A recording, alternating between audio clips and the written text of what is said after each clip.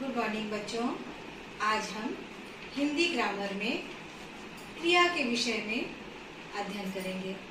क्रिया अर्थात किसी काम का होना या करना। जब कोई काम हम करते हैं या होता है उसे क्रिया कहा जाता है। क्रिया को जानने के लिए हम कुछ उदाहरण देखते हैं। तोता मिर्च खाता है, बारिश हो रही है, बच्चा दौड़ता है। अब इसमें मिर्च खाता है, बारिश हो रही है, बच्चा दौड़ता है। इसमें खाता है, हो रही है, दौड़ता है। ये क्या है? कोई काम हो रहा है। खाता हो रहा है, बारिश हो रही है, दौड़ना हो रहा है। तो जब कोई काम हो रहा है या किया जा रहा है तो उसे क्या कहेंगे? क्रिया कहेंगे। अर्थात किसी काम के होने या करने को जो शब्द बताता है उसे क्रिया कहा जाता है। अब क्रिया को आगे समझने के लिए हम इसके अगले स्टेप में आते हैं। कर्ता। कर्ता। अब हम कर्ता को जानेंगे कि कर्ता किसे कहेंगे।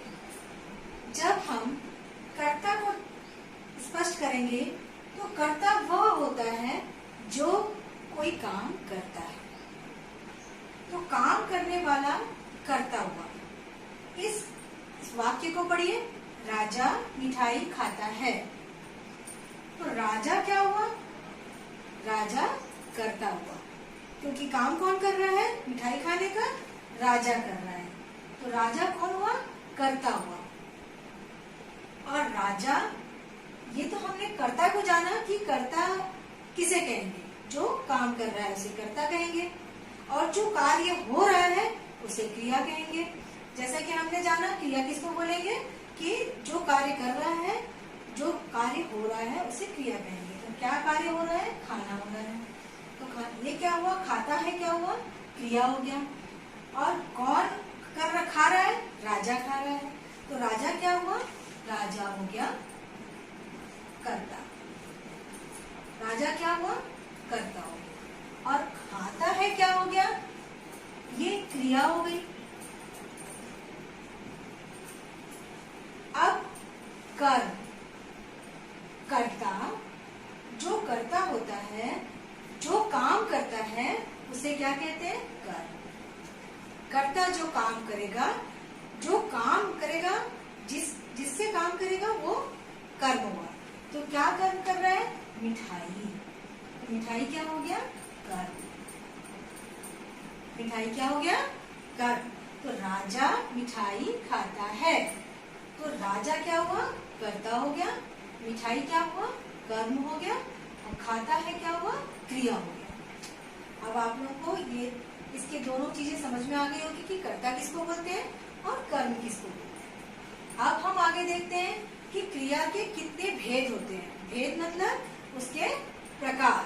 क्रिया के कितने प्रकार होते हैं। अब क्रिया के भेद को हम बताते हैं। क्रिया के भेद कैसे बताएंगे? क्रिया के दो भेद होते हैं। पहला क्या है? अकर्मक क्रिया, और दूसरा क्या है? सकर्मक क्रिया। अकर्मक क्रिया, अकर्मक। अकर्मक, अ मतलब बिना। किसके बिना? कर्म के बिना। क्रिया का ये भेद, अकर्मक क्रिया, यह बताता है कि जो भी वाक्य होंगे वो बिना कर्म के होंगे। क्लियर? बिना कर्म के होंगे। यानी बिना, कर्म यानी कर्म, तो बिना कर्म के होंगे। जैसे माँ हंस रही है। माँ क्या हुआ? कर्ता हुई। हंस रही है क्या हुआ? क्रिया हुआ। लेकिन कर्म नहीं हुआ। कर्म हुआ क्या? नहीं हुआ। तो ये बिना कर्म के हुआ। माँ हंस रही है, इसमें कर्म गायब है। उसी तरह से हम देखेंगे सकर्मक क्रिया। सकर्मक क्रिया, सकर्मक। स का मतलब क्या होता है? साथ, और कर्मक मतलब कर। कर्म के साथ, कर्म के साथ। और ये क्या है? कर्म के बिना, कर्म के साथ, कर्म के बिना। कर्म के साथ क्या है? राम सेब खा रहा है। राम क्या हुआ? कर्ता हो गया, खा रहा है क्या हुआ? क्रिया हो गई। और ये सेब, सेब क्या हुआ? कर्म। तो अब इसको समझने के लिए, अब ये वाक्य अकर्मक है या सकर्मक है, इसको समझने के लिए एक बहुत छोटा सा आप उदाहरण समझिए कि अगर आपसे कोई प्रश्न कर रहा है, किसी वाक्य में अगर कोई प्रश्न है, तो प्रश्न में अगर वो क्या पूछता है और क्या पूछने पर उसको आंसर मिल जाता है, तो वो सकर्मक क्रिया हुई। और अगर क्या पूछने से आंसर नहीं मिलता है, तो वो कौन सी क्रिया हुई? अकर्मक क्रिया हुई। अब एक उदाहरण देखो, राम सेब खा रहा है। इसमें अगर इसका सवाल पूछेंगे, अगर ये उत्तर है और इसका प्रश्न पूछा जाए तो राम क्या खा रहा है, तो इसका उत्तर मिलेगा आपको। इसका उत्तर क्या होगा? राम सेब खा रहा है। तो जब उस क्या का उत्तर हमें मिला, तो ये कौन सी क्रिया हो गई? सकर्मक क्रिया हो गई।